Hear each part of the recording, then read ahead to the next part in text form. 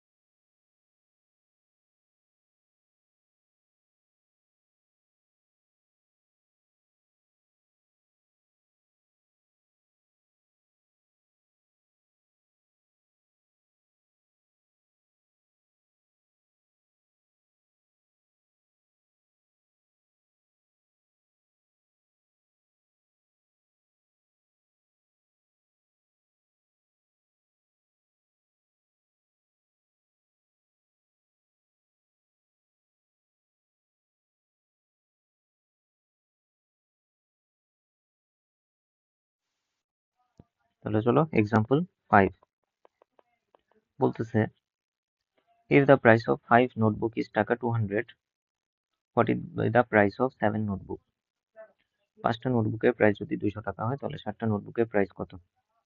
So এখানে আমরা যখন রেশিও করি তখন কিন্তু সেম কাইন্ডের জিনিস সেম সাইডে থাকতে হয়। ওকে, প্রপোর্শন যখন আমরা হিসাব করবো তখন রেশিওর সেম কাইন্ডের জিনিস সেম সাইডে থাকতে হবে। এখানে দেখো 5 নোটবুক আর হচ্ছে 7 নোটবুক, এই দুইটা কিন্তু সেম কাইন্ডের। এগুলো কিন্তু টাকার সাথে টাকা নয়, হ্যাঁ 5 টাকা বা 7 টাকা নয়, এগুলো হচ্ছে 5টা নোটবুক সংখ্যার পরিমাণ। ওইটা হচ্ছে 60টা নোটবুক। ওকে, তাহলে আমার এখানে আমি কিন্তু 5 আর 7 কে একসাথে রাখতে হবে, কারণ তারা হচ্ছে সেম কাইন্ডের ইনফরমেশন। ইকুয়াল টু 5টার জন্য কি 200 টাকা না, আর 60টার জন্য কত টাকা সেটা হচ্ছে আমার জন্য গ্যাপ, মানে আমি সেটা বের করবো। 5টার জন্য যদি 200 টাকা হয় 200 ইস টু সামথিং, তাহলে আমার প্রপোর্শন অনুযায়ী এটা হচ্ছে ফার্স্ট, এটা হচ্ছে সেকেন্ড, এটা হচ্ছে থার্ড, এটা হচ্ছে fourth quantity. So we know first into fourth quantity equal to second into third quantity.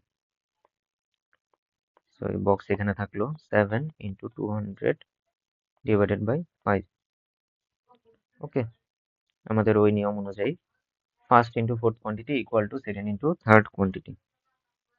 So 5 দিয়ে যদি আমি 200 কে ডিভাইড করি এখানে আসবে 40। So 7 into 40, that would be 280 টাকা। ওকে, সো এই বক্স মানে কি প্রাইস অফ 7 নোটবুকস। সো আমরা লিখবো price of 7 notebook equal to